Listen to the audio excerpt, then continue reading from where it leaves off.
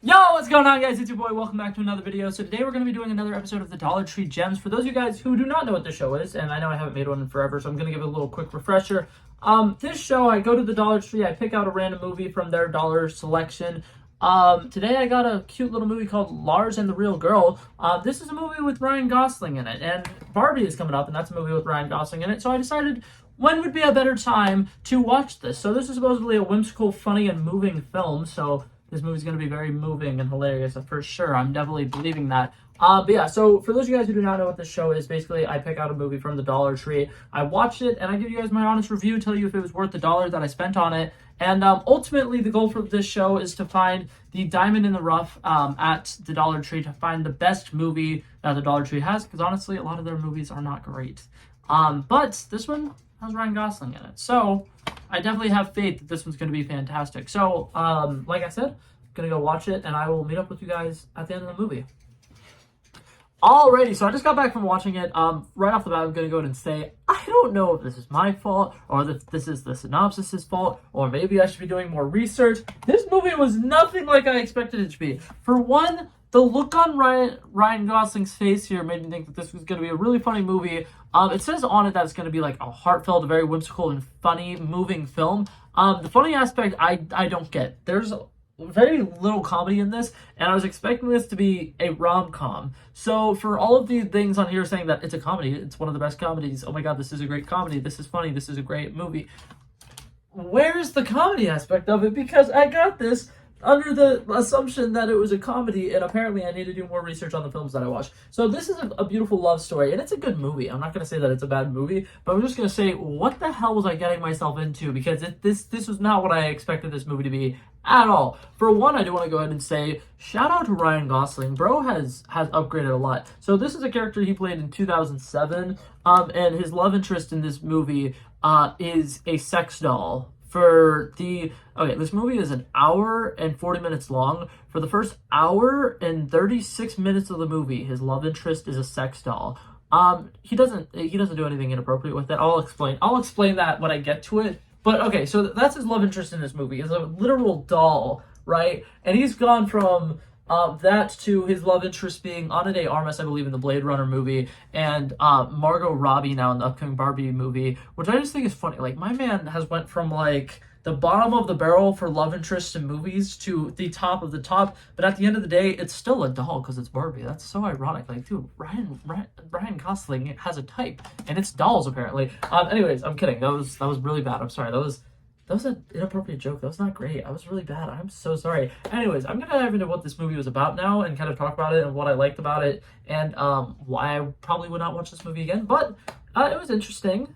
I'm not saying I would recommend it to somebody, but it was a movie for sure. It was definitely one of the movies of all time. So, to get right into it, so the character that Ryan Gosling is playing is a character who has Asperger's.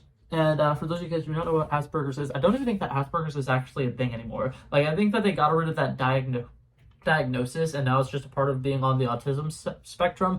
But basically what it is a high-functioning person who has autism. It's somebody who, they're on the spectrum, but they can still do work really well. They could get ready every day on their own. They can, like, fully take care of themselves, and they can function for the most part as a human being. They just have some aspects of life where it's hard for them to kind of like cope with things. It's hard for them to really grasp the reality of some things, and some little things kind of like give them little triggers here and there. And I think that Ryan Gosling plays his character really well. I think that he did a great job playing the kind of like scared and timid. And something that I like about this movie is it's kind of like Good Will Hunting, in the sense that the overall theme of this movie is there's a person who probably needed to seek therapy when they were younger and they never did. So he's dealing with a lot of trauma from his childhood, and he's still not over it, and he's still like holding it all in, and it's making it a lot harder for him to deal with the stuff that's going on in his life now.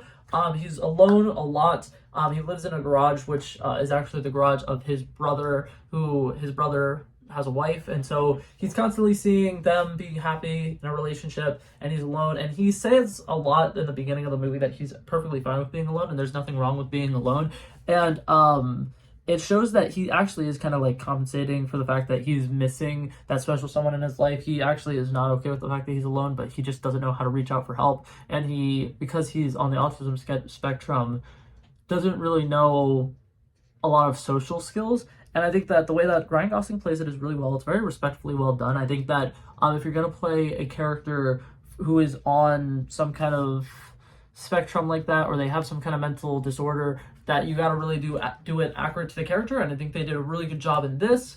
I think that something about this movie that was really beautiful. I will say it's a very wholesome movie. Like all the things on here saying that it's very moving. It is a very moving movie. I can see why. Something that I really like about it is originally he starts off being the talk of the town because he's going around out in public with this sex doll on a wheelchair, and he's treating them like they're a real person, and they're going around being like, oh, Bianca is, you know, this, and Bianca's that, or whatever. And he's telling everybody about this Bianca girl, and he's always having conversations with her where obviously she can't respond because she's just a stationary doll.